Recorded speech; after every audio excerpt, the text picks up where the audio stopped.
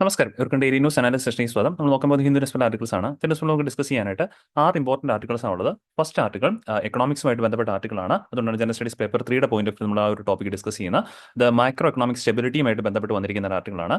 ഈ ഒരു ആർട്ടിക്കിളിനകത്ത് ശരിക്കും പറഞ്ഞാൽ ആദ്യത്തെ 4 ആർട്ടിക്കിൾസ് നമ്മൾ ഹിന്ദുവിന്റെ ബിസിനസ് ലൈനിൽ എടുത്തിരിക്കുന്ന ആർട്ടിക്കിൾസും അവസാനത്തെ 2 ആർട്ടിക്കിൾസ് നമ്മുടെ ഹിന്ദുവിന്റെ ഈ പറഞ്ഞ പോലെ നോർമൽ ഈ പറഞ്ഞ പോലെ ഡെയിലി ന്യൂസ് പേപ്പറിൽ നിന്ന് എടുത്തിരിക്കുന്ന ആർട്ടിക്കിളുമാണ്. അതുകൊണ്ട് തന്നെ ഈ പറഞ്ഞ രീതിയിൽ ഇനി നമുക്ക് പ്രിലിംസ് അങ്ങോട്ടേക്ക് അടുക്കാറാകുന്ന ഒരു സാഹചര്യത്തിൽ നിങ്ങൾ കഴിവതും ഈ പറഞ്ഞ ഈ 2 ന്യൂസ് പേപ്പേഴ്സും, അതായത് ഇത് ഹിന്ദുവിന്റെ നോർമലുള്ള നമ്മുടെ ഡെയിലി ന്യൂസ് പേപ്പറും അതേപോലെ തന്നെ ബിസിനസ് ലൈൻ്റെ മാഗസിൻസും ഇടയ്ക്ക് നോക്കുന്നത് നല്ലതായിരിക്കും. ബിക്കോസ് ഈ 2 ആർട്ടിക്കിൾസും വെച്ചിട്ട് വേണം നമുക്ക് ഇനി അങ്ങോട്ടേക്കുള്ള പ്രിലിംസിന് വേണ്ടി നന്നായിട്ട് പഠിക്കേണ്ടത്. സോ ഫസ്റ്റ് ആർട്ടിക്കിൾ നമ്മൾ അതുകൊണ്ട് തന്നെയാണ് ഹിന്ദുവിന്റെ ബിസിനസ് ലൈനകത്തുള്ള മാക്രോ എക്കണോമിക് സ്റ്റെബിലിറ്റിയെ കുറിച്ച് ഡിസ്കസ് ചെയ്യുന്നത്. രണ്ടാമത്തെ പോയിന്റ് അതും ഹിന്ദുവിന്റെ ബിസിനസ് ലൈനിൽ ഉണ്ടായിരുന്ന ആർട്ടിക്കിൾ തന്നെയാണ്. ജനറൽ സ്റ്റഡീസ് പേപ്പർ 3 ഇൻഫ്രാസ്ട്രക്ചറിന്റെ പോയിന്റ് ഓഫ് വ്യൂ നമുക്ക് ഡിസ്കസ് ചെയ്യാവുന്നതാണ്.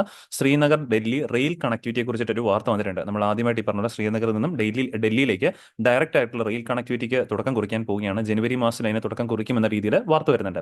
അപ്പോൾ അങ്ങനെയൊക്കെയുള്ള ഒരു ഇൻഫ്രാസ്ട്രക്ചർ കണക്ടിവിറ്റി ഇംപ്രൂവ് ആകുമ്പോഴേക്കും നമുക്ക് എന്തൊക്കെ നേട്ടങ്ങളാണ് ഉണ്ടാക്കാൻ സാധിക്കുന്നത് തുടങ്ങിയ കാര്യങ്ങളൊക്കെയാണ് മെയിൻലി ആ ഒരു ആർട്ടിക്കിളിൽ നമ്മൾ പഠിക്കാൻ പോകുന്നത്.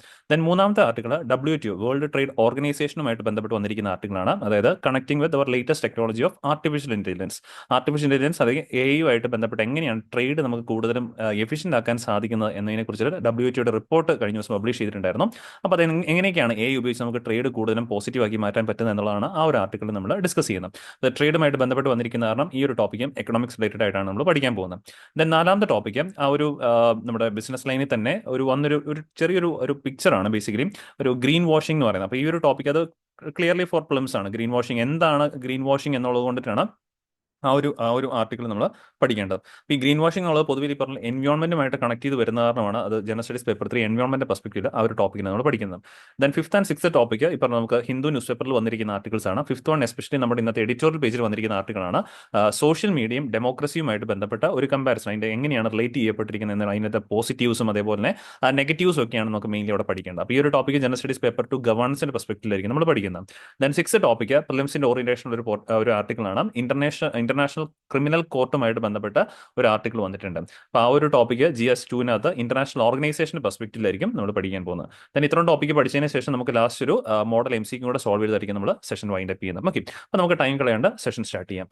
സോ ഫസ്റ്റ് ആർട്ടിക്കിൾ ഇതാണ്: onus for macro economic stability with both monetary and physical authorities എന്നുള്ളതാണ് ആർട്ടിക്കിളിനകത്ത് സൂചിപ്പിച്ചിരിക്കുന്നത്.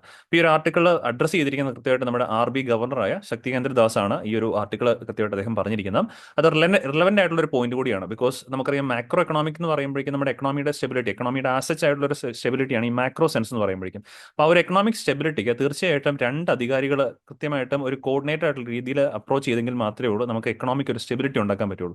ഇവിടെ 2 അധികാരികൾ എന്ന് ഞാൻ ഉദ്ദേശിച്ചത് വേറെ ആരെയുമല്ല. ഒന്ന് തീർച്ചയായിട്ടും നമ്മുടെ സെൻട്രൽ ബാങ്കായ RBയും അതേപോലെ തന്നെ നമ്മുടെ മറ്റേ അതോറിറ്റിയാണ് ഗവൺമെന്റ് എന്ന് പറയുന്നത്. ഇവിടെ നമ്മൾ ബേസിക്കലി ക്ലാസ്സുകളിൽ പഠിക്കുന്ന പോയിന്റ് ആണ്. ഈ 2 പേരും ചേർന്നിട്ടാണ് നമുക്ക് ഈ പറഞ്ഞ പോലെ പോളിസികൾ, എക്കണോമിക് പോളിസീസ് ഒക്കെ ആണെങ്കിലും ഡിറൈവ് ചെയ്യുന്നത്. അവിടെ ഈ പറഞ്ഞ പോലെ RBയുടെ ഭാഗത്തു നിന്നും അല്ലെങ്കിൽ സെൻട്രൽ ബാങ്കിന്റെ ഭാഗത്തു നിന്നും എക്കണോമിക് പോളിസികൾ ഉണ്ടാകാറുണ്ട്, ഗവൺമെന്റിന്റെ ഭാഗത്തു നിന്നും എക്കണോമിക് പോളിസികൾ ഉണ്ടാകാറുണ്ട്.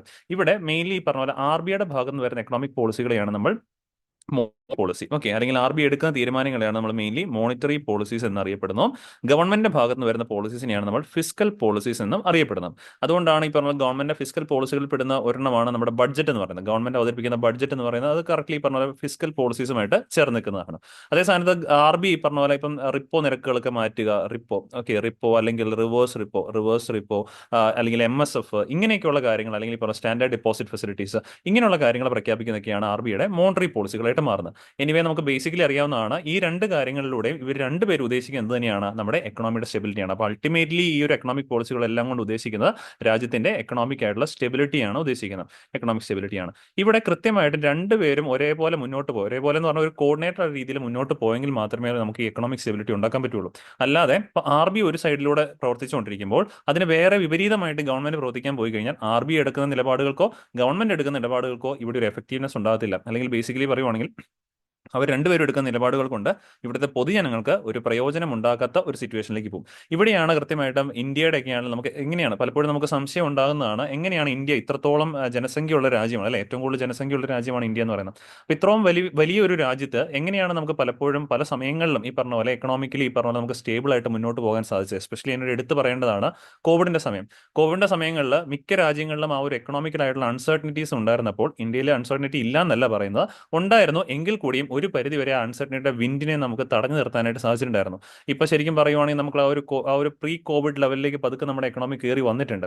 ഒരുപക്ഷെ ഇത്രയും വലിയൊരു രാജ്യത്തിനെ സംബന്ധിച്ച് ഇത്രയും ചുരുങ്ങിയ കാലയളവിൽ ഇങ്ങനെ ഒരു എക്കണോമിക് ആയിട്ടുള്ള ഒരു എന്താ പറയുക എമർജൻസ് അല്ലെങ്കിൽ റീബൗൺസ് എന്ന് പറയുന്നത് ഡിഫിക്കൽട്ട് ആവുന്ന സാഹചര്യമാണ്. ഇവിടെയാണ് നമ്മുടെ സെൻട്രൽ ഗവൺമെന്റും അല്ലെങ്കിൽ ഈ പറഞ്ഞ നമ്മുടെ സെൻട്രൽ ബാങ്കും കൂടെ ചേർന്നിട്ടുള്ള ഒരു കോർഡിനേറ്റർ ആയിട്ടുള്ള അപ്രോച്ചിലൂടെ നീങ്ങിയതിന്റെ ഒരു ബെനിഫിറ്റ് ആണ് നമുക്ക് ഈ എക്കണോമിയിൽ നിലവിൽ കാണാനായിട്ട് സാധിക്കുന്നത്. അത് തന്നെയാണ് കൃത്യമായിട്ടും ഈ ഒരു ആർട്ടിക്കിളിലൂടെ RBI ഗവർണർ ആണെങ്കിലും മുന്നോട്ട് വെക്കുന്ന ഒരു കാര്യം. ഇവിടെ നിലവിൽ പറയുവാണെങ്കിലും ചെറിയൊരു അൺസർട്ടനിറ്റി ഇപ്പോൾ എക്കണോമിയിൽ നടക്കുന്നുണ്ട്. എന്താണെന്ന് ചോദിച്ചു കഴിഞ്ഞാൽ, ഇപ്പം നമ്മൾ നിരന്തരം ഈ പറഞ്ഞ മിക്ക ദിവസങ്ങളിലും ഈ എക്കണോമിക്സിന്റെ ആർട്ടിക്കിൾ ഡിസ്കസ് ചെയ്യുന്ന കാരണം നിങ്ങൾക്ക് ഈ കാര്യങ്ങളൊക്കെ കുറേ കൂടെയൊക്കെ മനസ്സിലാക്കാൻ പറ്റും എന്ന് ഞാൻ വിചാരിക്കുന്നു. ബിക്കോസ് ഇപ്പം നമ്മൾ കഴിഞ്ഞ ദിവസങ്ങളിൽ ഒരു ആർട്ടിക്കിൾ ഡിസ്കസ് ചെയ്തതാണ്. RBI ബേസിക്കലി മോണിറ്ററി പോളിസികളിൽ ഉൾപ്പെടുത്തി റിവേഴ്സ് റിപ്പോ നിരക്കുകളിലൊക്കെ മാറ്റം വരുത്തിയിട്ട് ഒരുപാട് നാളായി, ഏകദേശം പറയുവാണെങ്കിൽ ഒരു വർഷത്തിന് മുകളിലായി. കഴിഞ്ഞ ഏപ്രിൽ 2023 RBI പറഞ്ഞ പോലെ റിപ്പോ നിരക്കുകളിലൊക്കെ മാറ്റം വരുത്തിയിട്ടുണ്ടായിരുന്നു.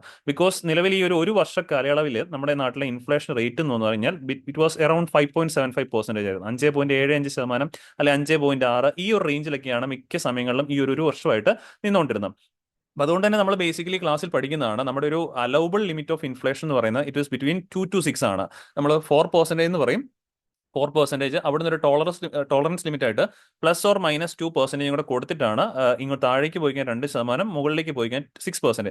അപ്പർ ലിമിറ്റ് ആയിട്ട് നമ്മൾ വെച്ചിരിക്കുന്നത് 6-നോട് അടുത്താണ്, അല്ലെങ്കിൽ വിത്തിൻ ദ ലെവൽ എന്ന് വേണമെങ്കിൽ പറയാൻ പറ്റും. ഇപ്പോൾ ഒരു വർഷമായിട്ട് ഇന്ത്യയിലെ ഇൻഫ്ലേഷൻ ആ ഒരു വിത്തിൻ ദ അലൗബിൾ ലിമിറ്റിലാണ് നിന്നുകൊണ്ടിരുന്നത്. അതുകൊണ്ടിട്ടാണ് ഒരു വർഷത്തോളമായിട്ട് RBI ഏതുതരം സ്റ്റാൻഡാണ് എടുത്തുകൊണ്ടിരുന്നത്, ഒരു ന്യൂട്രൽ സ്റ്റാൻഡാണ്. പലിശയിൽ ഇൻക്രീസിങ്ങോ ഡിക്രീസിങ്ങോ വരുത്തുന്നില്ല, ഒരു ന്യൂട്രൽ സ്റ്റാൻഡ് RBI ഇത്ര നാളായിട്ട് എടുത്തുകൊണ്ടിരുന്നത്. പക്ഷേ റീസെന്റ് പറയുവാണെങ്കിൽ ഇവിടെ കൃത്യമായിട്ട് വാർത്തയിലുണ്ട്, റീസെന്റ് പറഞ്ഞ പോലെ നമ്മുടെ നാട്ടിലെ ഇൻഫ്ലേഷൻ കഴിഞ്ഞ ദിവസം നമ്മൾ ഡിസ്കസ് ചെയ്താണ്. നമ്മുടെ നാട്ടിലെ ഇൻഫ്ലേഷൻ എന്ന് പറയുന്നത് ഇപ്പോൾ നിലവിൽ 6.21% എത്തി നിൽക്കിയിരിക്കുകയാണ്. അപ്പോൾ ഏകദേശം 14 മാസത്തെ ഈ പറഞ്ഞ പോലെ ഹൈ ലെവലിലേക്കാണ് ഇപ്പോൾ നിലവിൽ നമ്മുടെ നാട്ടിലെ ഇൻഫ്ലേഷൻ നിൽക്കുന്നത്. അപ്പോൾ 6.21 എന്ന് പറയുമ്പോൾ നിങ്ങൾക്ക് ഇപ്പോൾ തന്നെ പിടികിട്ടി, ഇത് നമ്മുടെ അലൗബിൾ ലിമിറ്റിന് മുകളിലാണ് നിൽക്കുന്നത് അല്ലേ. ആ ടോളറൻസ് ലിമിറ്റ് ബ്രേക്ക് ചെയ്തിട്ടാണ് നിലവിൽ നമ്മുടെ നാട്ടിലെ ഇൻഫ്ലേഷൻ നിൽക്കുന്നത്. അപ്പോൾ ഇത് കൃത്യമായിട്ടും നമുക്ക് അഡ്രസ്സ് ചെയ്യേണ്ട ഒരു സിറ്റുവേഷനിലേക്ക് തന്നെയാണ് പോകുന്നത്. ബിക്കോസ് വേറൊന്നുമല്ല, ഇൻഫ്ലേഷനെ കൃത്യമായിട്ട് നമുക്ക് എന്ത് ചെയ്യണം, താഴത്തേക്ക് പിടിച്ചു വെക്കണം. ഈ താഴത്തേക്ക് പിടിക്കുന്നതിന്റെ ഭാഗമായിട്ട് 6.21 ഇങ്ങോട്ടേക്ക് ഈ ഒരു 2-നും 6-നും ഇടയിലേക്ക് വരുത്താനായിട്ട് നമ്മുടെ നാട്ടിൽ എന്ത് ചെയ്യേണ്ടി വരും, മണി സപ്ലൈ കൺട്രോൾ ചെയ്യണം. മണി സപ്ലൈ പറഞ്ഞാൽ നമുക്ക് കൺട്രോൾ ചെയ്യണം. കാരണം മണി സപ്ലൈ കൺട്രോൾ ആകാതെ വരുമ്പോഴാണ്, അല്ലെങ്കിൽ ആളുകളുടെ കയ്യിലൊക്കെ കൂടുതൽ പൈസ എത്തി നിൽക്കുന്ന ഒരു സാഹചര്യങ്ങളിലാണ് നമ്മുടെ നാട്ടിൽ പൊതുവെ ഈ പറഞ്ഞ ഇൻഫ്ലേഷൻ കാണാറുള്ളത്. ഒരു കൈൻഡ് കേട്ടോ, ഡിമാൻഡ് പുൾ ഇൻഫ്ലേഷൻ എന്ന് പറയുന്നത് നമ്മൾ പഠിക്കുന്നതല്ലേ. ആ ഒരു ഡിമാൻഡ് പുൾ ഇൻഫ്ലേഷൻ കോസ് ചെയ്യുന്ന പലപ്പോഴും ആളുകളുടെ ഇൻക്രീസ് ഇൻ ഡിമാൻഡ് മൂലമാണ്. അതിന് പല കാരണങ്ങളാകാം. ആളുകൾക്ക് കൂടുതൽ വരുമാനം കിട്ടി തുടങ്ങി, അങ്ങനെയുള്ള പല കാരണങ്ങളും അതാകാം. രണ്ടാമത്തെ ഒരു കാരണം ഓഫ് ഇൻഫ്ലേഷൻ അല്ലെങ്കിൽ റീസൺ ഓഫ് ഇൻഫ്ലേഷൻ എന്ന് പറയുന്നത് സപ്ലൈ സൈഡിൽ വരുന്ന വേരിയേഷൻസ് ആണ്. അതായത് ആവശ്യത്തിന് സാധനങ്ങൾ മാർക്കറ്റിലേക്ക് കിട്ടാതെ വരുന്ന ഒരു സിറ്റുവേഷൻസ് ഒക്കെയാണ്. ഇപ്പം നിലവിൽ നമ്മൾ നോക്കുവാണെങ്കിൽ ഇത് 6.21 ആയിട്ടുണ്ട്. ഈ 6.21% എത്തി നിൽക്കുമ്പോൾ അതിനിങ്ങോട്ട് പിടിച്ച് ഡ്രാഗ് ചെയ്ത് 2-നും 6-നും ഇടയിലേക്ക് കൊണ്ടുവരണം. അതിന്റെ ഭാഗമായിട്ട് RBIക്ക് നമുക്ക് ശരിക്കും പറഞ്ഞു കഴിഞ്ഞാൽ ഒരു കോൺട്രാക്ഷണറി മോണിറ്ററി പോളിസി അഡോപ്റ്റ് ചെയ്യേണ്ടി വരും. ഈ വികസിച്ച് നിൽക്കുന്ന എക്കണോമിയെ പതുക്കെ നമുക്ക് ചുരുക്കണം, ഇവിടുന്ന് മണി സപ്ലൈ സക്കൗട്ട് ചെയ്തെടുക്കണം. അപ്പം അതിന്റെ ഭാഗമായിട്ട് RBI ചിലപ്പോൾ റിവേഴ്സ് റിപ്പോ നിരക്കുകളിൽ ഇൻക്രീസ് വരുത്താനായിട്ടുള്ള ചാൻസസ് ഉണ്ട്. ബിക്കോസ് റിപ്പോ നിരക്കുകളൊക്കെ ഉയർത്തി അല്ലെങ്കിൽ റിവേഴ്സ് റിപ്പോ നിരക്കുകളൊക്കെ ഉയർത്തിയെങ്കിൽ മാത്രമേ ഉള്ളൂ ഈ 6.21 നമുക്ക് ഈ ഒരു അലൗബിൾ ലിമിറ്റിലേക്ക് കൊണ്ടുവരാനായിട്ട് സാധിക്കുകയുള്ളൂ. അപ്പോൾ അതുകൊണ്ട് ഈ പറഞ്ഞ പോലെ വരും സമയങ്ങളിൽ ഈ പറഞ്ഞ പോലെ RBIയുടെ ഒരു ഈ പറഞ്ഞ പോലെ റേറ്റ് ഇൻക്രീസ് ഉണ്ടാകാനായിട്ടുള്ള ഒരു ചാൻസ് ആണ് ഇനിയിപ്പം വിലയിരുത്തപ്പെടുന്നത്.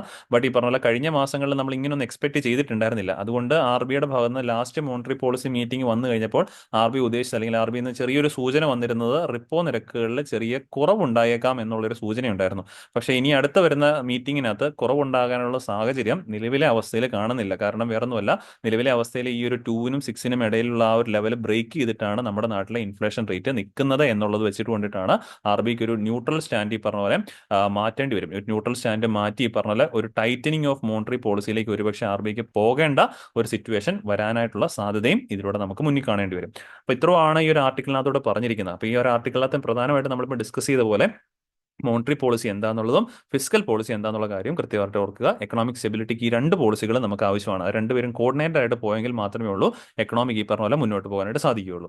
ഇവിടെ നമ്മൾ ഡിസ്കസ് ചെയ്ത മോണിറ്ററി പോളിസിയും ഫിസിക്കൽ പോളിസിയും കുറിച്ചിട്ട് കൃത്യമായിട്ട് നോട്ട് ഇവിടെ ഉണ്ട്, നമുക്ക് കാണാനായിട്ട് സാധിക്കും. മെയിൻലി സെൻട്രൽ ബാങ്ക് അഡോപ്റ്റ് ചെയ്യുന്ന പോളിസികളാണ് മോണിറ്ററി പോളിസി. ഇതിലൂടെ ബേസിക്കലി ഇൻട്രസ്റ്റ് റേറ്റുകൾ, റിപ്പോ റിവേഴ്സ് റിപ്പോ നിരക്കുകളൊക്കെ മാറ്റം വരുത്തും. കുറച്ചുകൂടെ പെട്ടെന്ന് ഈ പറഞ്ഞ പോലെ നമ്മുടെ നാട്ടിലെ ഒരു ഇൻഫ്ലേഷനെ അല്ലെങ്കിൽ ഡീഫ്ലേഷനെ ഒക്കെ തന്നെ കൺട്രോൾ ചെയ്യാനായിട്ട് മോണിറ്ററി പോളിസിയിലൂടെ സാധിക്കും. കാരണം ബാങ്ക് അഡോപ്റ്റ് ചെയ്യുന്ന തീരുമാനം നേരിട്ട് ഈ പറഞ്ഞ പോലെ ബാങ്കുകളിലേക്ക്, RBI എടുക്കുന്ന തീരുമാനം നേരിട്ട് ഈ പറഞ്ഞ ബാങ്കുകളിലേക്കും അതുവഴി ഡയറക്റ്റ്ലി ഈ പറഞ്ഞ ജനങ്ങളിലേക്ക് എത്താൻ പറ്റും. അപ്പോൾ കമ്പയർ ടു ഫിസിക്കൽ പോളിസി കുറച്ചുകൂടെ ഫാസ്റ്റർ ഇംപ്രൂവ്മെന്റ് അല്ലെങ്കിൽ ഫാസ്റ്റർ ആയിട്ടുള്ള ഈ പറഞ്ഞ ഒരു എഫക്റ്റ് മോണിറ്ററി പോളിസി കൊണ്ടുവരാനായിട്ട് പറ്റുന്നുണ്ട്.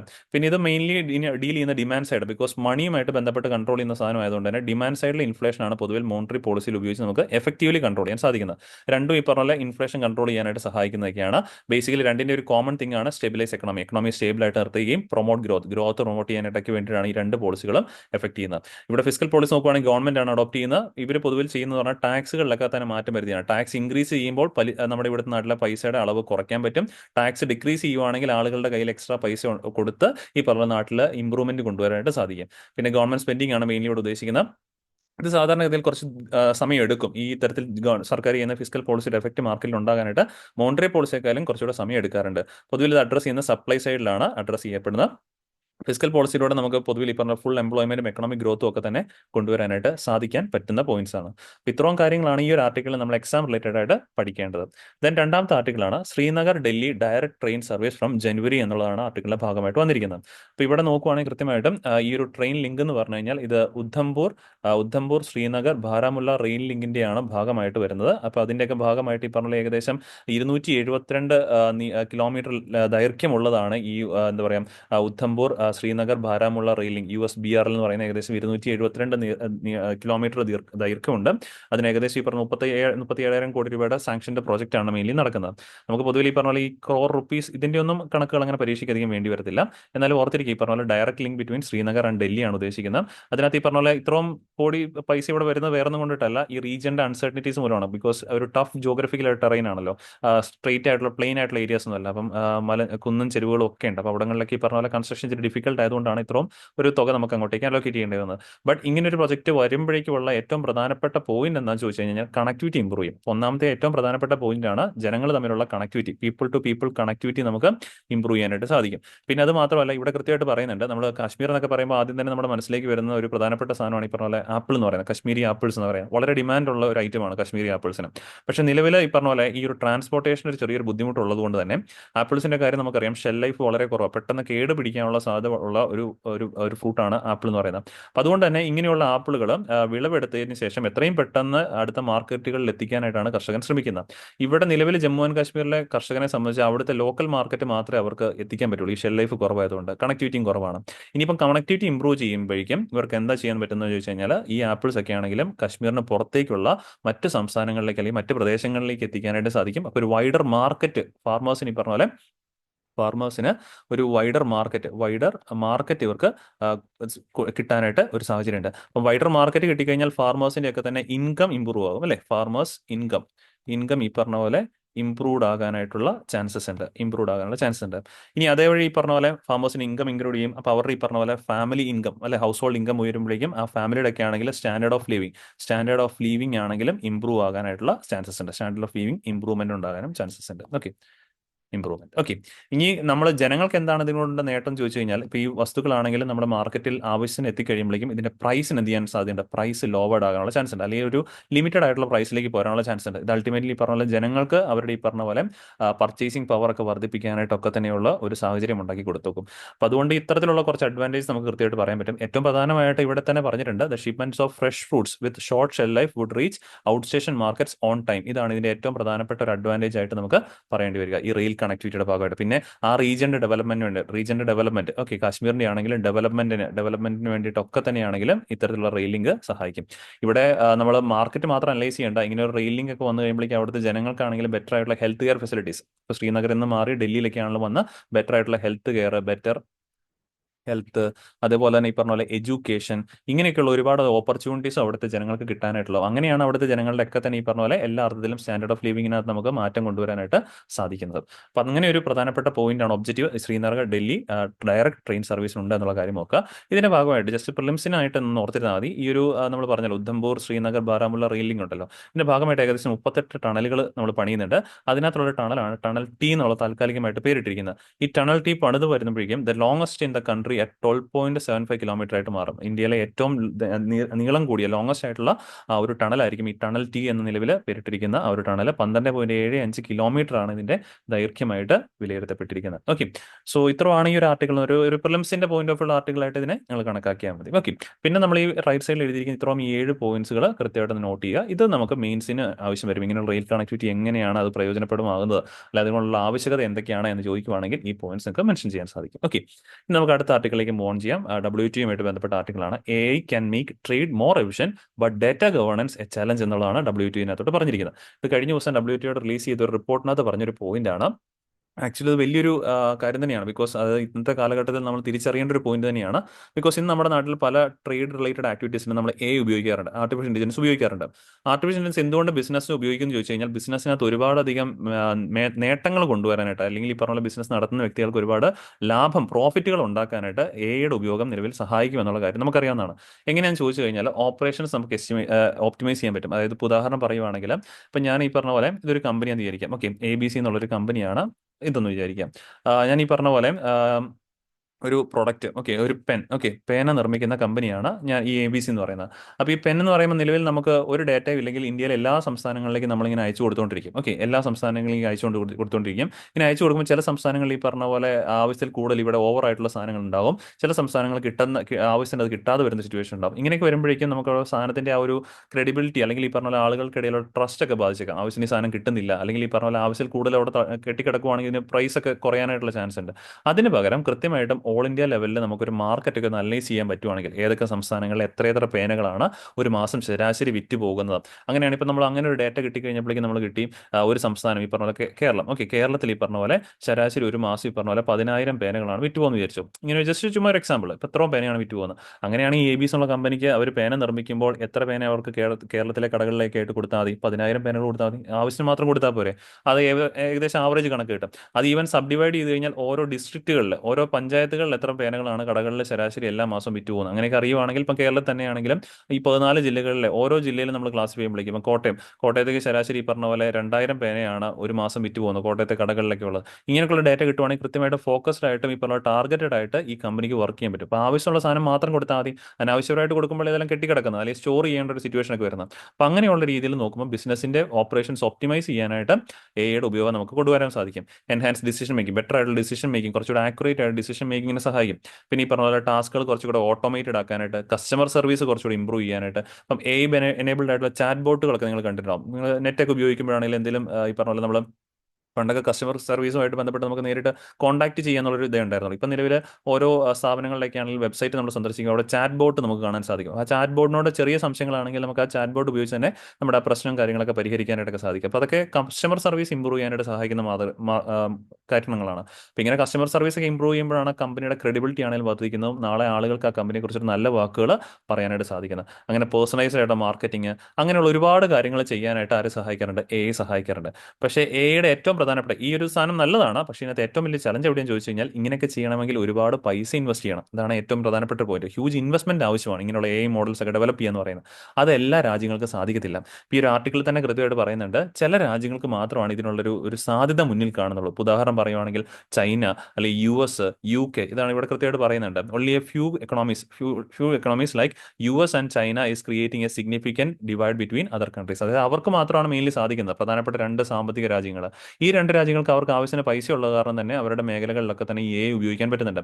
പക്ഷേ ഇത് ഉപയോഗിക്കുന്ന ഇവർ നേട്ടം ഉണ്ടാക്കുന്നുണ്ട്. അതേ സാഹചര്യത്തിൽ പൈസ ഇല്ലാത്തതുകൊണ്ട് തന്നെ മറ്റ് രാജ്യങ്ങൾക്ക് ഇത് ഉപയോഗിക്കാനും പറ്റുന്നില്ല. അപ്പോൾ അവരുടെ കാര്യത്തിൽ ആ ഒരു ഡിവൈഡ് അവിടെ കൃത്യമായിട്ട് ഉണ്ടാകുന്നുണ്ട്. ഇതാണ് ഇവിടുത്തെ കോഷ്യസ് ആയിട്ട് ഇരിക്കേണ്ടതെന്ന് പറയുന്നത്. ഇറ്റ് ഷുഡ് ബി കോഷ്യസ് എന്ന് WTO ആണെങ്കിലും പറഞ്ഞ കാര്യം അതാണ്. നല്ല കാര്യമാണ്. പക്ഷേ ഈ ഇത്രയും ഡേറ്റയുടെ ഗവേണൻസ്, അതിന് വേണ്ടുന്ന ഫണ്ടും കാര്യങ്ങളൊക്കെ വലിയൊരു ചലഞ്ച് സൃഷ്ടിക്കുന്നുണ്ട്. It can create a divide between those which are capable of countries and not capable countries എന്നുള്ള രീതിയിൽ ഒരു ഡിവൈഡ് ഇവിടെ ഉണ്ടാകാൻ ചാൻസ് ഉണ്ട് എന്നുള്ളത് ഈ WTOയുടെ ഭാഗത്ത് നിന്ന് പറഞ്ഞിട്ടുണ്ട്. അപ്പോൾ ഇതാണ് ഈ ഒരു ആർട്ടിക്കിളകത്ത് മെയിൻലി നമുക്ക് പഠിക്കാനായിട്ടുണ്ടായിരുന്ന ഒരു പോയിന്റ്. ഓക്കെ, സോ അത് കൃത്യമായിട്ട് ഓർത്തിരിക്കുക കേട്ടോ. എന്തൊക്കെയാണ് ബിസിനസ്സിന് ഉപയോഗിക്കുന്ന നേട്ടങ്ങൾ എന്നുള്ള കാര്യം കൃത്യമായിട്ട് ഓർത്തിരിക്കുക. ദെൻ ഈ പറഞ്ഞ പോലെ അടുത്തൊരു ടോപ്പിക്ക് ആ ഒരു ഗ്രീൻ വാഷ് എന്നുള്ളൊരു ആർട്ടിക്കിൾ, ഇതൊരു ആ ഒരു പത്രത്തിനകത്ത് വന്നൊരു ടേമാണ്, സൈഡിൽ വന്നിരുന്ന ഒരു ടേമാണ്. അതിനകത്ത് ഗ്രീൻ വാഷ് എന്താണെന്നുള്ളത് നമുക്ക് കൃത്യമായിട്ടൊന്ന് മനസ്സിലാക്കി പോകാം. സോ ഗ്രീൻ വാഷ്, ഗ്രീൻ എന്നുള്ള വാക്ക് നമ്മൾ പലപ്പോഴും എവിടെ കേൾക്കുന്നത്, എക്കോ ഫ്രണ്ട്ലി അങ്ങനെ ഒരു കൺസെപ്റ്റിൽ കേൾക്കുന്നത്. ഇവിടെ ഗ്രീൻ വാഷിംഗ് എന്ന് പറയുന്നത് വേറൊന്നുമില്ല. നമ്മളിപ്പോൾ ചില പ്രോഡക്റ്റുകളൊക്കെ പരസ്യത്തിൽ കാണാറുണ്ട്, ഇത് എക്കോ ഫ്രണ്ട്ലി ആണ് അല്ലെങ്കിൽ എക്കോ ഫ്രണ്ട്ലി പ്രോഡക്റ്റ് എന്നൊക്കെ പറഞ്ഞുകൊണ്ട് കാണാറുണ്ട്. ശരിക്കും ഒന്ന് ആലോചിച്ച് കഴിഞ്ഞാൽ ചിലപ്പോൾ ഇത് എക്കോ ഫ്രണ്ട്ലി ആണെന്ന് നിർബന്ധമില്ല. പകരം അവർ ആ ലേബലിലൊക്കെ തന്നെ ചുമ്മാ ഈ പറഞ്ഞ എക്കോ ഫ്രണ്ട്ലി എന്ന് പറഞ്ഞ് കൊടുക്കുന്നതുകൊണ്ടായിരിക്കും, അല്ലെ അതിനുള്ള ലേബലൊക്കെ ചുമ്മാ ഒട്ടിക്കുന്നതായിരിക്കും. ഇത് കാണുന്ന ആളുകൾ ഇത് തെറ്റിദ്ധരിച്ച് ഈ മിസ്ലീഡിംഗ് ആയിട്ട് നമ്മൾ എന്ത് ചെയ്യും, നമുക്കിപ്പോൾ എക്കോ ഫ്രണ്ട്ലി എന്ന് പറയുമ്പോൾ അതിനോട് കുറച്ചുകൂടെ അടുപ്പം വരുമല്ലോ. അപ്പോൾ അതിന്റെ ഭാഗം ആ പ്രോഡക്റ്റുകൾ നമ്മൾ വാങ്ങാനുള്ള ചാൻസസ് ഉണ്ട്. അങ്ങനെ ഈ പറഞ്ഞ പോലെ ആളുകളെ തെറ്റിദ്ധരിപ്പിക്കുന്ന ഒരു പരിപാടിയുടെ പേരാണ് ഗ്രീൻ വാഷിംഗ്. ഗ്രീൻ വാഷിംഗ് എന്ന് പറയുന്നത് it's A practice in which firms and governments mark all kinds of activities as climate friendly. യഥാർത്ഥത്തിൽ അങ്ങനെയാണ് നിർബന്ധമില്ല. Something that would lead to emissions reduction, avoidance of emissions, ഇങ്ങനെയൊക്കെ ചെയ്യുന്നത്. ഞങ്ങൾ എമിഷൻ ഒന്നും അധികം ചെയ്യുന്നില്ല എന്നൊക്കെ രീതിയിലുള്ള എക്കോ ഫ്രണ്ട്ലി ആണ് എന്ന് പറഞ്ഞ് തെറ്റിദ്ധരിപ്പിക്കുന്ന രീതിയിലുള്ള അഡ്വർടൈസ്മെന്റുകൾ പറയുന്ന പേരാണ് green washing. So many of this claims R നമുക്ക് വെരിഫൈ ചെയ്യാൻ പറ്റിയെന്ന് ഒന്നേക്കത്തില്ല ഇങ്ങനെയുള്ള ക്ലെയിമുകൾ. അങ്ങനെ മിസ്ലീഡിംഗ് ആകാം, ഡ്യൂബിയസ് ആയിട്ടുള്ള ഡൗട്ട്ഫുൾ ആയിട്ടുള്ള കാര്യങ്ങളൊക്കെയാണ് ഗ്രീൻ വാഷിംഗിന്റെ ഭാഗമായിട്ട് വരുന്നത്. അതായത് while it helps in boosting the image of entity, they do nothing in the fight against climate change. യഥാർത്ഥത്തിൽ ഇവർ ക്ലൈമറ്റ് ചേഞ്ചിനെതിരായിട്ട് ഒന്നും ചെയ്യുന്നവരായിരിക്കത്തില്ല. ബട്ട് ചുമ്മാ ഈ പറഞ്ഞ പോലെ എന്തെങ്കിലും തെറ്റിദ്ധരിപ്പിക്കുന്ന രീതിയിലുള്ള മിസ്ലീഡിംഗ് ആയിട്ടുള്ള ഇൻഫർമേഷൻസ് കൊടുക്കുന്നതിനെയാണ് ഗ്രീൻ വാഷിംഗ്. എക്കോ ഫ്രണ്ട്ലി ആണ് എന്ന് തെറ്റിദ്ധരിപ്പിക്കുന്ന രീതിക്ക് കൊടുക്കുന്ന പേരാണ് ഗ്രീൻ വാഷിംഗ് എന്നുള്ള കാര്യം ഓർക്കാം. ഇത് 1986 ആദ്യമായിട്ട് ഇങ്ങനെ ഒരു ടേം ഈ പറഞ്ഞ പോലെ അമേരിക്കൻ എൻവയോൺമെന്റലിസ്റ്റും റിസർച്ചറായ ജെയ് വെസ്റ്റർവീൽഡ് ആണ് ആദ്യമായിട്ട് ഇങ്ങനെ ഒരു ടേം ഉപയോഗിച്ചെന്നുള്ള കാര്യം ഓർക്കാം. ഇതിനകത്ത് എന്താണ് ഈ ഗ്രീൻ വാഷിംഗ് എന്നുള്ളത് നമുക്ക് പൊട്ടൻഷ്യലി പ്രിലിംസിനൊക്കെ ചോദിക്കാൻ പറ്റുന്ന ഒരു ക്വസ്റ്റ്യൻ ആയിട്ട് മാറിയേക്കാം. ഓക്കെ, അത്രയും കാര്യം ഓർത്തിരിക്കാം. ഇനി നമ്മൾ അടുത്ത ആർട്ടിക്കിളിലേക്കാണ്. നമ്മുടെ ഹിന്ദു ന്യൂസ് പേപ്പറിലുള്ള ആർട്ടിക്കിൾ ആയിരുന്നു.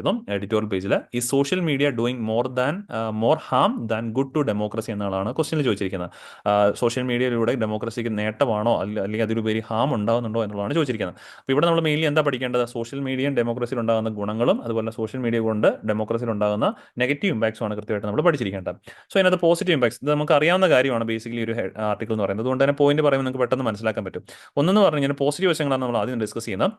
ഇപ്പോൾ സോഷ്യൽ മീഡിയ, ഫേസ്ബുക്ക് ആയിക്കോട്ടെ, അല്ലെങ്കിൽ വാട്സപ്പ് ആയിക്കോട്ടെ, അല്ലെങ്കിൽ ഇൻസ്റ്റാഗ്രാം ആയിക്കോട്ടെ, ഇങ്ങനെയുള്ള കാര്യങ്ങളൊക്കെ നമുക്ക് ഉപയോഗിക്കാൻ പറ്റുന്നതുകൊണ്ട് തന്നെ കൂടുതൽ നമുക്ക് ഈ ഇൻഫർമേഷൻസ് ഈ പറഞ്ഞ പോലെ സർക്കാരൊക്കെ ആയിട്ട് ബന്ധപ്പെട്ട പ്രധാനപ്പെട്ട ഇൻഫർമേഷൻസ് ഒക്കെ നമുക്ക് കൂടുതലും എത്താനായിട്ട് സാധിക്കുന്നുണ്ട്. അപ്പോൾ it can lead to increased access to information. അപ്പോൾ ഈ ആക്സസ് കൂടുതലും കിട്ടുമ്പോൾ തീർച്ചയായിട്ടും അവിടെ ട്രാൻസ്പെറൻസിയും അക്കൗണ്ടബിലിറ്റി ഉണ്ടാകാനായിട്ടുള്ള സാധ്യത വളരെ കൂടുതലാണ്. സോ ഇൻഫർമേഷൻസ് കൂടുതൽ കിട്ടുന്നു, അതുവഴി ഈ പറഞ്ഞ കൂടുതൽ സർക്കാരിൻ്റെ കാര്യങ്ങൾ കൂടുതൽ ട്രാൻസ്പെറൻസി അക്കൗണ്ടബിലിറ്റി ആകുന്നു എന്നുള്ളതും ഈ പറഞ്ഞ പോലെ ഒരു പോസിറ്റീവ് ഇമ്പാക്റ്റ് ആണ്. പിന്നെ പൊളിറ്റിക്കൽ പാർട്ടിസിപ്പേഷൻ ആണെങ്കിലും ജനങ്ങളുടെ കൂടി അല്ല, ഇപ്പം നമ്മളാണെങ്കിൽ എന്തെങ്കിലും പ്രശ്നങ്ങളുണ്ടെങ്കിൽ ഉടനെ ഈ പറഞ്ഞ സോഷ്യൽ മീഡിയയിലൂടെ ഈ പറഞ്ഞ പോലെ എതിർപ്പ് അറിയിക്കുന്നു, അത് കൃത്യമായിട്ട് സർക്കാരാണെങ്കിലും മോണിറ്റർ ചെയ്യുന്നു, അതിനുള്ള കറക്ഷൻസ് ഒക്കെ കൊണ്ടുവരുന്നു. അതൊക്കെ നല്ല കാര്യങ്ങളായിട്ട് വേണമെങ്കിൽ പറയാൻ പറ്റും.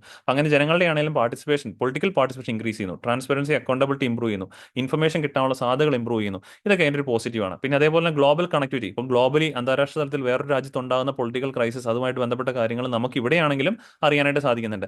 അവിടെ നേതാക്കൾ സ്വീകരിച്ച നല്ല മാതൃകകൾ നമുക്ക് ഇവിടെ അറിയാനായിട്ടും അതിലൂടെ ഈ പറഞ്ഞ നമ്മുടെ ഇവിടുത്തെ നേതാക്കളോട് പറയാനായിട്ടും ഒക്കെ തന്നെ സഹായിക്കുന്ന സോഷ്യൽ മീഡിയയുടെ ഉപയോഗം നമുക്ക് പറയാൻ പറ്റും. അപ്പം ഗ്ലോബൽ കണക്ടിവിറ്റി ഒരു അഡ്വാൻറ്റേജ് പോയിന്റ് ആണ്. പിന്നെ ഈ പറഞ്ഞ പോലെ നമ്മുടെ മാർജിനൈസ് സെക്ഷൻസിന്റെ എംപവർമെന്റിനായിട്ടും minority groups, women, LGBTQ+ individuals, ഇവർക്കൊക്കെയാണ് അവർക്ക് കിട്ടേണ്ട അധികാരങ്ങൾ അല്ലെങ്കിൽ അവർക്ക് കിട്ടേണ്ട അവകാശങ്ങളെ കുറിച്ചിട്ട് സർക്കാരിനെ ബോധ്യപ്പെടുത്താനായിട്ടും അല്ലെങ്കിൽ അതിനെതിരെ എന്തെങ്കിലും പ്രതിഷേധിക്കാനാണെങ്കിലും നമുക്ക് സോഷ്യൽ മീഡിയ ഉപയോഗിക്കാൻ പറ്റുന്നുണ്ട്. അപ്പം അങ്ങനെയൊക്കെ രീതിയിൽ ഈ പറഞ്ഞ എംപവർമെന്റ്, ഗ്ലോബൽ കണക്ടിവിറ്റി, പിന്നെ ഈ പറഞ്ഞ പൊളിറ്റിക്കൽ എഡ്യൂക്കേഷൻ ആൻഡ് അവയർനെസ്, കൂടുതൽ ആളുകൾ അവയർനെസ് ആയി തുടങ്ങി. ഇങ്ങനത്തെ ഉള്ള ഒരു മീഡിയയിലൂടെ കണക്റ്റഡ് ആയി കഴിഞ്ഞപ്പോഴേക്കും പൊതുജനങ്ങൾ കൂടുതൽ അവയർനെസ് ആയി തുടങ്ങി എന്നുള്ളതും ഇതിന്റെ അഡ്വാൻറ്റേജ് ആണ്. ഇത്രയാണ് ഇതിന്റെ അഡ്വാൻറ്റേജ് ആയിട്ട് പറയാനായിട്ടുള്ളത്.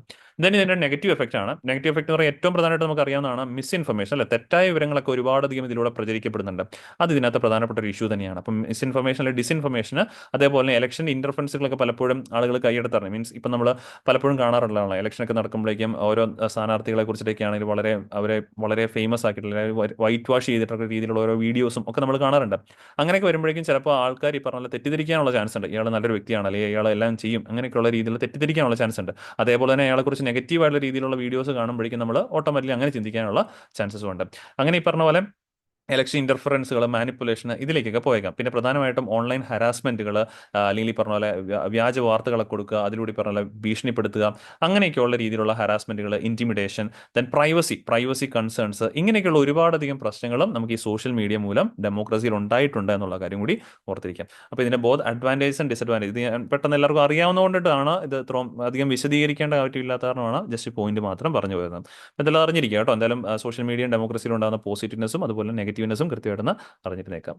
ദെൻ നമുക്ക് ലാസ്റ്റ് ആർട്ടിക്കിളാണ് ഇന്റർനാഷണൽ ക്രിമിനൽ കോർട്ടുമായിട്ട് ബന്ധപ്പെട്ട issues. Arrest warrant against Netanyahu, Gallant and Hamas ലീഡേഴ്സിനെതിരായിട്ട് international criminal court arrest warrant രേഖപ്പെടുത്തിയിരിക്കുന്നു. അപ്പോൾ ഇവിടെ ഇന്റർനാഷണൽ ക്രിമിനൽ കോർട്ട് എന്താണെന്നുള്ള കാര്യം കൃത്യമായിട്ട് ഓർത്തിരിക്കാം.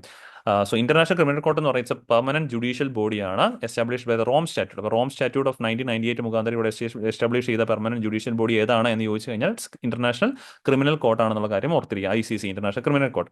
അപ്പോൾ ഈ ഒരു കോർട്ട് ബേസിക്കലി എസ്റ്റാബ്ലിഷ് ചെയ്യുന്ന 2003 ഫൗണ്ടിംഗ് ട്രീറ്റിയാണ് റോം സ്റ്റാറ്റ്യൂട്ട്. ജൂലൈ 1998 അത് അഡോപ്റ്റ് ചെയ്യുന്ന കാര്യം ഓർക്കുക. ഇതിന്റെ ഹെഡ് ക്വാർട്ടേഴ്സ് ഇരിക്കുന്ന ഹേഗ്, നെതർലാൻഡ്സിലാണെന്നുള്ള കാര്യം മറക്കാതെ ഓർത്തിരിക്കുക. ഇതിന്റെ മെമ്പർഷിപ്പ് ആയിട്ട് 123 രാജ്യങ്ങളാണുള്ളത്.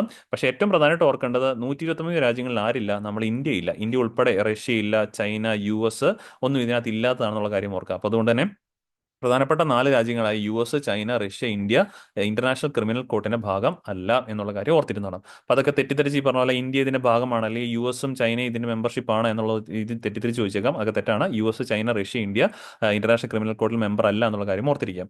ഇനി ഇതിനകത്ത് കോമ്പോസിഷൻ ഓർക്കുവാണെങ്കിൽ ജഡ്ജസ് ആയിട്ട് ഏകദേശം 18 ജഡ്ജസ് ഉണ്ട് ഇതിന്റെ ഭാഗമായിട്ട് ഇന്റർനാഷണൽ ക്രിമിനൽ കോർട്ടിൽ. അതിനകത്ത് each from A different member country ആയിരിക്കും ഉണ്ടാവുക. ഇവർ ഓരോരുത്തരും എലക്ട് ചെയ്യപ്പെടുന്ന 9 ഇയർ ടേംസിലേക്ക് വേണ്ടിയിട്ടാണ് ഇന്റർനാഷണൽ ക്രിമിനൽ കോർട്ടിൽ ജഡ്ജിമാർ എലക്ട് ചെയ്യപ്പെടുന്നത് എന്നുള്ള കാര്യം കൃത്യമായിട്ട് ഓർത്തിരിക്കുക. അപ്പോൾ ഇത്രയും പോയിന്റ് പ്രിലിംസിന്റെ പെർസ്പെക്റ്റീവിൽ ഇന്റർനാഷണൽ ക്രിമിനൽ കോർട്ടുമായിട്ട് ഓർത്തിരിക്കണം. ഇവിടെ നിങ്ങൾക്ക് ഹോംവർക്ക് ആയിട്ട് ചെയ്യാന്ന് പറഞ്ഞാൽ international court of justice ICJ, international court of ജസ്റ്റിസിനെ കുറിച്ചിട്ട് ജസ്റ്റ് എന്ത് ചെയ്യുക, എക്സ്ട്രാ റെഫറൻസ് ആയിട്ട് പഠിച്ചിരിക്കുന്നത് എപ്പോഴും നല്ലതായിരിക്കും. അപ്പോൾ ഇത്രയാണ് ഇന്റർനാഷണൽ ക്രിമിനൽ കോർട്ടുമായിട്ട് ബന്ധപ്പെട്ട് നമുക്ക് പഠിക്കാനുണ്ടായിരുന്നത്. ഇനി നമ്മൾ ലാസ്റ്റ് ഒരു ക്വസ്റ്റ്യൻ ആണ്, MCQ ആണ്. ഇവിടെ നമ്മൾ ഗ്രീൻ വാഷിംഗ്, നേരത്തെ നമ്മൾ പഠിച്ച ഗ്രീൻ വാഷിങ്ങിനെ കുറിച്ചിട്ടാണ് ഈ ഒരു 2 സെയിം ക്വസ്റ്റ്യൻ. ഇത് വായിച്ച് കൃത്യമായിട്ട് നിങ്ങൾക്ക് ആൻസർ ചെയ്യാൻ പറ്റും. അപ്പോൾ ഇവിടെ കറക്റ്റ് ആൻസർ ഈ പറഞ്ഞ പോലെ നമ്മുടെ കമന്റ് ബോക്സിൽ എല്ലാവരും രേഖപ്പെടുത്തുക. അപ്പോൾ നമ്മൾ ഡിസ്കസ് ചെയ്ത ടോപ്പിക്സ് എല്ലാവർക്കും ക്ലിയർ ആണെന്ന് വിശ്വസിക്കുന്നു. വീണ്ടും നമുക്ക് അടുത്ത ദിവസം കാണാം. താങ്ക്